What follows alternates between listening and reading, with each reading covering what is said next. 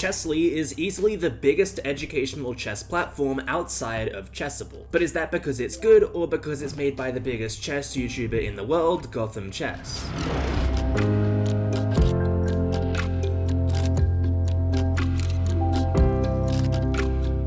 Well, as someone who's never used the website before, I thought it would be cool to make a video on it and give you guys my brutally honest review. I'll be ranking every feature out of 10, drawing comparisons to the website's competitors and seeing what Chessly falls behind in and excels at. So without further ado, let's get into today's video.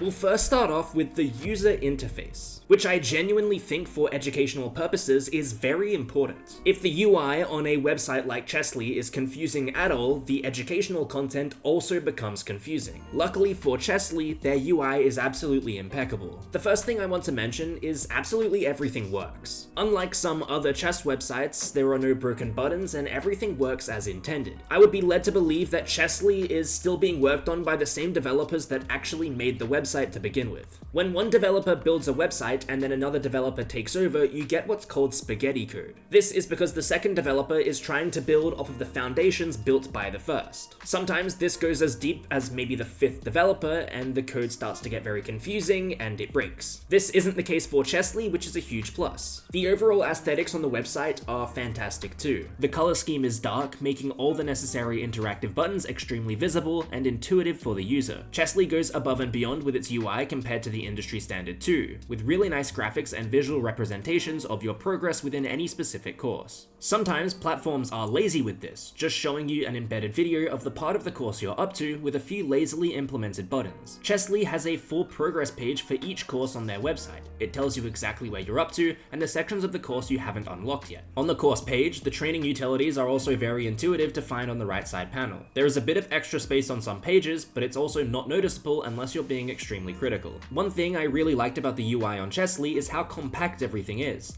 I genuinely cannot stand websites where you need to scroll down for 10 years to find what you're looking for, but on Chessly, everything you need is just one scroll from the bottom of the entire page. Instead of lazily filling the page with a huge video embed for each part of the course, it's cleverly on a different page entirely to save space. You just click on the video button and the video will pop up for you. Once you're done, you can just click back to course and carry on with learning all the lines. The only unique part of the UI we haven't covered yet that I feel is important is when you're versing the Levy bot.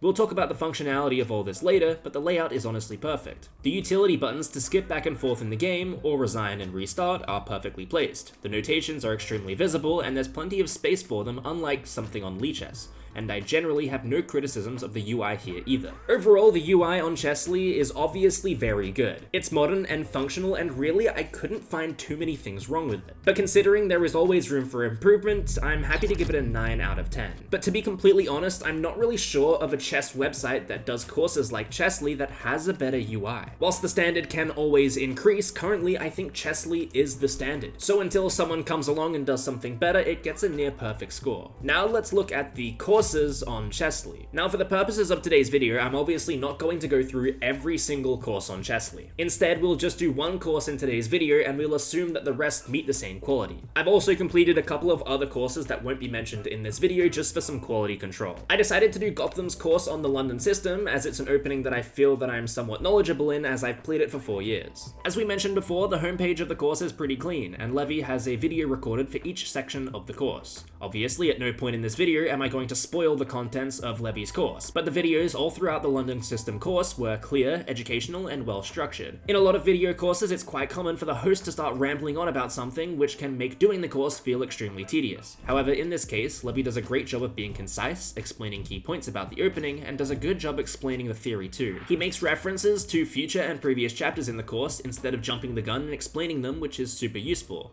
He also goes over why we play certain move orders, or why certain intuitive moves are suboptimal. Obviously, everyone knows Levy is very engaging from his YouTube, so it's no surprise the video courses boast that same aura, which makes it a lot easier to focus and absorb information. As far as the opening lines go, they're super solid as well. What I really like about the course is Levy doesn't advertise it as a lazy way out of chess. He suggests a great balance between what's optimal and what's also intuitive. In chapter 3 of the Bishop E7 setup sections, I even learnt that H4 was a cool attacking idea that I'd never really used in the London, so I guess even I learned something. I really like that the courses prompt you to complete lines you've already done as well. There are these kind of checkpoints you hit where you need to go back over all of the lines you've completed in specific sections, meaning you'll need to solve identical lines numerous times throughout your playthrough. If I'm being critical, it would be cool if when you made a mistake in one of the drills, it actually told you why you made a mistake. I feel like this is a miss from Chessly, as I would say around 50% of the time someone makes a mistake in a drill, it's because the move they played seemed intuitive. There should be at least some kind of prompt that explains why the move they played was wrong, maybe even highlighting what the opponent could play to punish your move. I mean, it could even prompt the user to go back and watch the explanation video, but instead it just tells you that the move was wrong and lets you try again.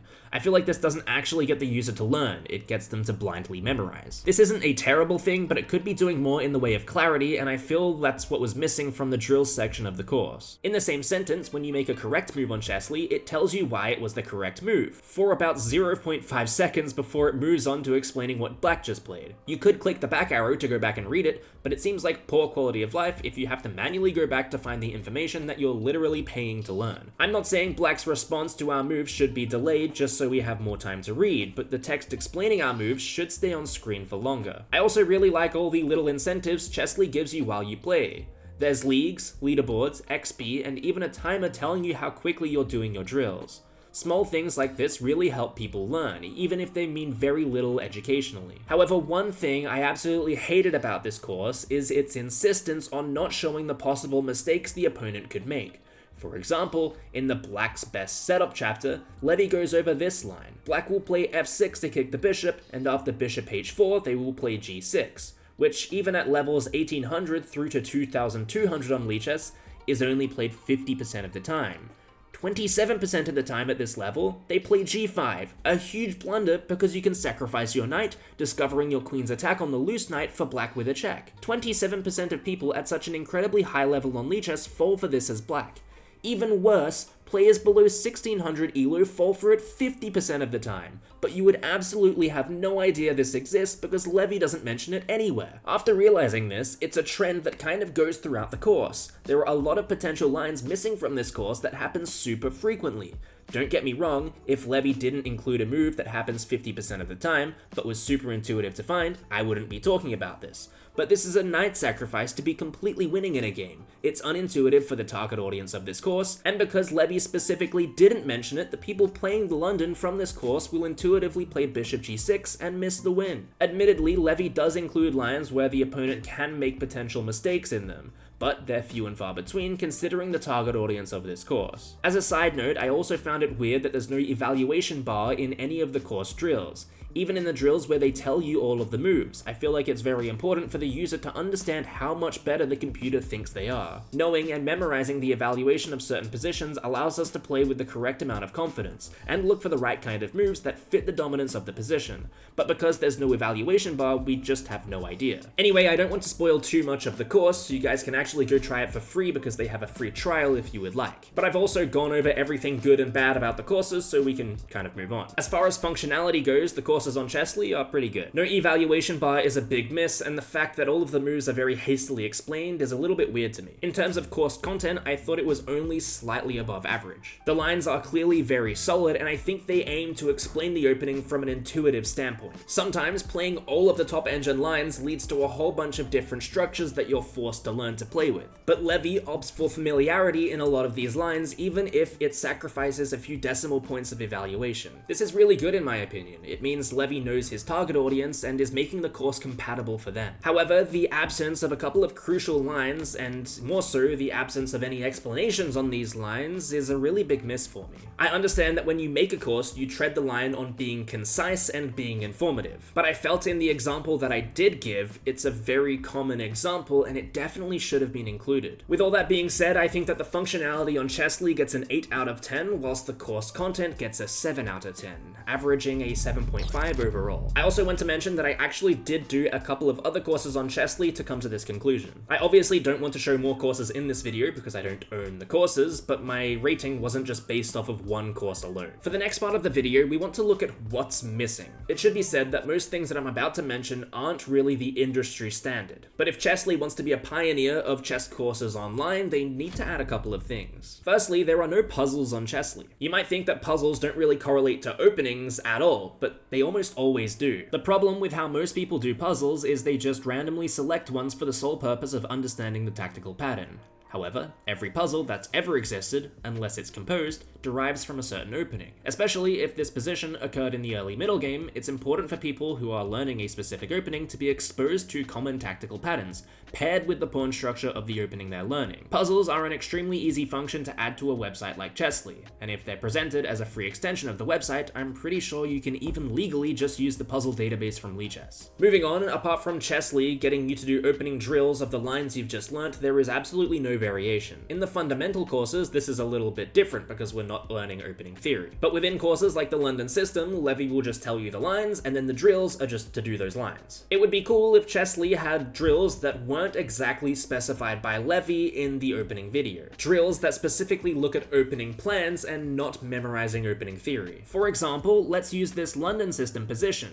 It would be cool if there were drills which asked the user to play on from this position. This isn't a variation that Levy mentioned in the course, but if the course is worth its weight in gold, the user should be able to connect the dots and know what white is trying to achieve here. This would be a cool way for Chessly to incorporate the Levy bot as well. If you could continue a 5-move sequence against the Levy bot without forfeiting an advantage, you'd be allowed to play on to the next drill. Something like this would not only be a cool way to get people to memorize opening lines, but to really understand the opening plans that they're going for from the specified opening. Other than these two inclusions, I don't think there's actually anything else missing from the website that would offer the user a better experience. But with all that being said, let's jump into a final summary of Chessly as a whole. The UI on Chessly is absolutely fantastic. I really love the attention to detail on Chessly in terms of UI and UX, and a good UI and UX actually makes it a lot easier to learn. You probably notice the same things when you're watching a YouTube video. If the video has cool graphics or nice formatting, it's a lot easier to learn from the person talking. You don't find yourself bored 5 minutes into the video, and the same can apply for a website. The course quality is significantly worse than the UI, but it's not bad by any means. I think the course just isn't as thorough as it needs to be a lot of the time, and it also doesn't tell you what to do if your opponent makes certain mistakes.